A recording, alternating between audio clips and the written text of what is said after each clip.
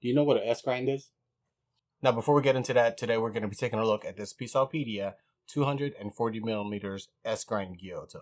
If you haven't already, please consider supporting the channel by hitting that like and subscribe button. We also have an IG knife shop where we sell some knives to support the channel, and we also have a merch store where you can get some merch to further support this madness.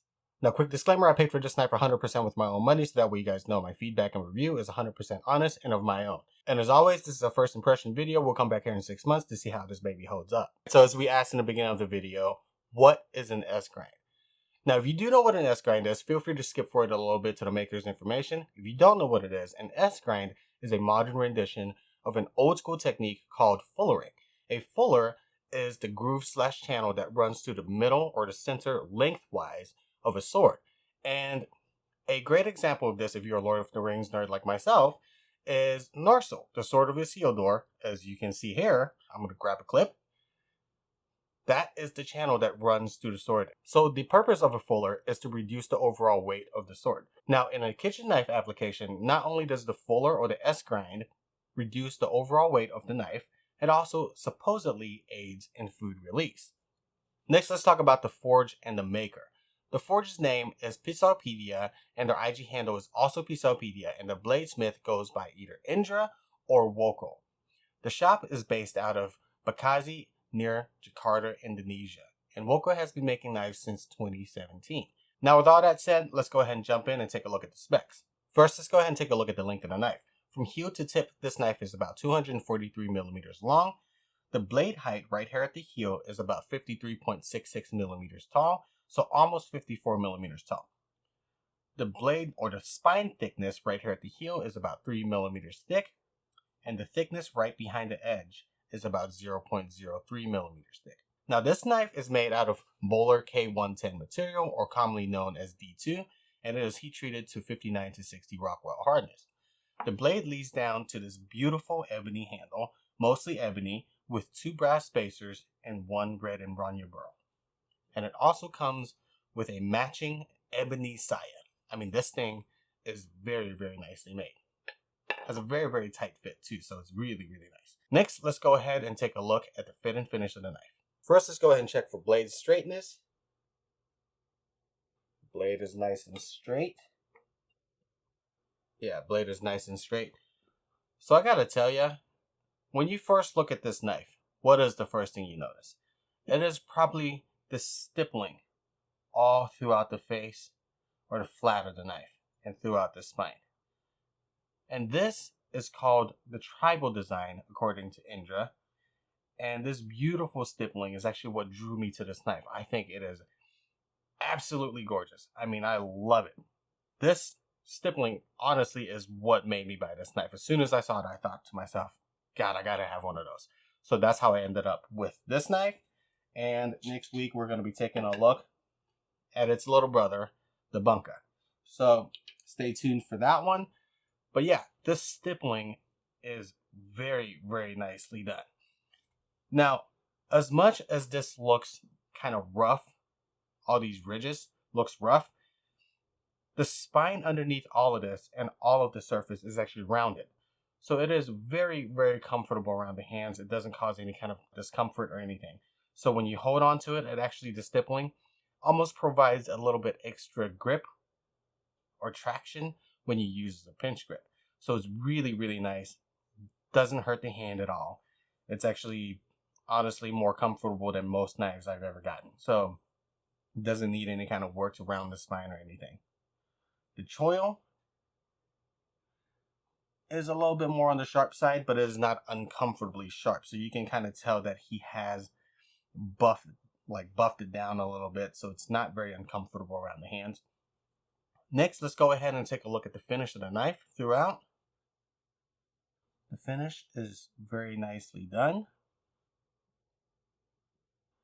Now, the only thing I would have to say about the finish is that there are certain places that some of the sanding or grind marks from a coarser belt didn't get sanded, or like the progression didn't sand all the way through.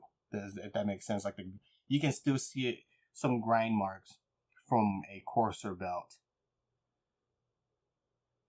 towards the tip right here. There are just some slight marks and a few right here in the bevel area. But not a deal breaker. I'm critical, but I'm also reasonable. Not a deal breaker, just a slight cosmetic issue. Not going to affect this function whatsoever. And for most people, they're probably not even going to notice it. And with some use, it's not even going to be an issue. So yeah, very nicely done. Next, let's move down to the handle. The handle is very, very nicely fitted. The chamfering all throughout the handle is very, very consistent. Like I said, handle is very tightly fitted. I'm actually very impressed with this work. Outside of just like this slight grind mark that's left over, very little bit. This craftsmanship is on par with any Japanese knives I've seen, to be honest with you. It's very, very well done. The brass spacer and the embrana, very even. Very evenly spaced. There are no gaps. Yeah. Very, very well done knife. And especially this beautiful tribal stippling. It is gorgeous. I mean, not only does it go through the face of the blade, it actually wraps all the way around consistently throughout the spine, and it goes all the way towards the tip of the knife. So I'm very impressed by this knife so far. All right. Next, let's go ahead and move on to the grind and profile. Lastly, before we get into the cut test, let's take a look at the profile and the grind of this knife. As you can see here, the profile is a very traditional Japanese Gyuto profile, so it has a flatter belly. Next, let's talk a little bit about the S-Grind. I'm not going to bore you to death with it. You can very easily Google it and it can explain it way better than I can. But an S-Grind is actually one of the more difficult grinds to incorporate or create in a kitchen knife setting. An S-Grind is actually very difficult to do. I've watched the entire series by Alex Steele on where he tries to do his first S-Grind Gyuto. It's a very, very cool series, so you should definitely go check it out. It shows just how difficult it is to do an S-Grind. So with all that being said, S-Grind being a difficult grind to do, it usually has a price tag that goes along with it. And speaking of S-Grind, this is my first S-Grind knife. Excuse me. This is my first S-Grind knife, and I'm very, very excited to see whether or not the hype about an S-Grind having good food release is real. So with all that said, let's go ahead and grab some stuff and let's get cutting. Okay, as always, let's go ahead and start with a standing paper cut test. As you can see, nothing holding it up. My son decided to join us, guys. And as you can see, very, very sharp edge.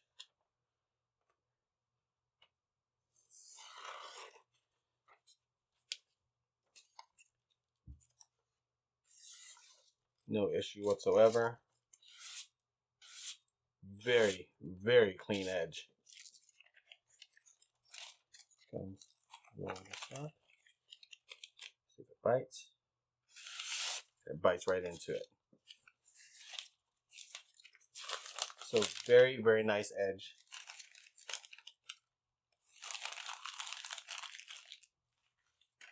On the knife, as always, carrot test first. See on the wedging. No wedging so far.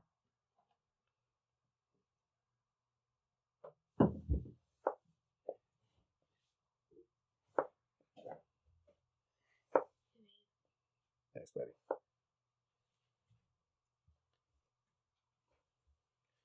So far, I haven't felt much difference on the S-Grind, to be honest with you. Maybe I need to cut something a little bit taller, like that sweet potato we have over here. But so far, can't say the food release is... Can't say I'm that impressed with the food release. So,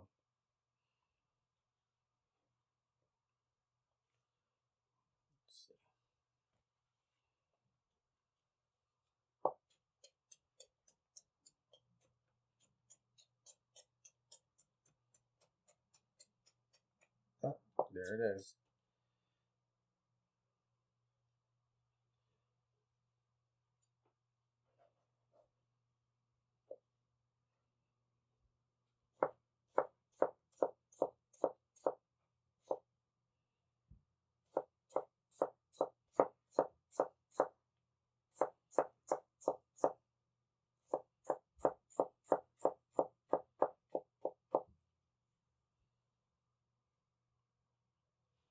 Food release is not bad. It's not like some sort of miracle, if that makes sense. I think this will be more prominent, or you can feel it a little bit better when you cut ingredients that are a little bit higher. So let's go ahead and cut the sweet potato. See if there are any wedging. Oh, you can hear that crack. You can hear that crack. So I'm trying to check to see if there's much wedging at all. Nah. Nope, no wedging, and the food slides right off. As you can see, like I said, when it's a taller ingredient and it actually utilizes that S-Grind, the ingredient falls right off, as you can see here. See, doesn't stick to it at all. So yeah, next thing I need to cut, I really wanted to try cut one of these shallots. These are shallots.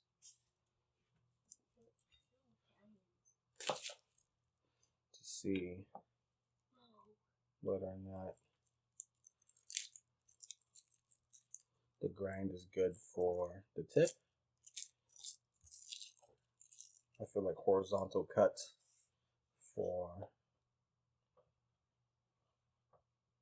onions and shallots and things like that. It's a good way to test.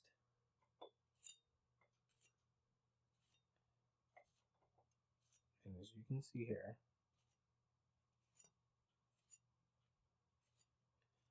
it just blew right through it. Very effortlessly.